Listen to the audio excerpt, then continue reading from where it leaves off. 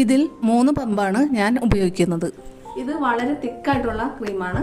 നമുക്കത് കയ്യിലെടുക്കുമ്പോൾ തന്നെ ഇങ്ങനെ അറിയാൻ പറ്റും. നല്ല തിക്കായിട്ടുള്ള പാൽപ്പാടയുടെ കളറുള്ള ഒരു ക്രീമാണ്.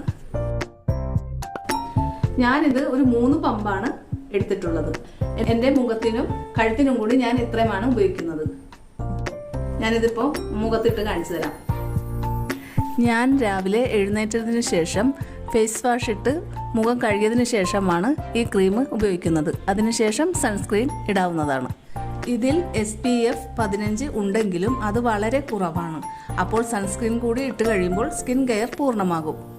ഇതുപോലെ ഈ ക്രീം മുഖത്ത് ഇട്ടതിന് ശേഷം നല്ലപോലെ മുഖത്തും കഴുത്തിലും നമുക്കിങ്ങനെ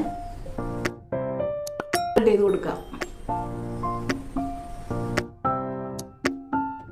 കഴുത്തിന്റെ മുകളിലോട്ട് നമുക്കിങ്ങനെ ചെയ്യാം.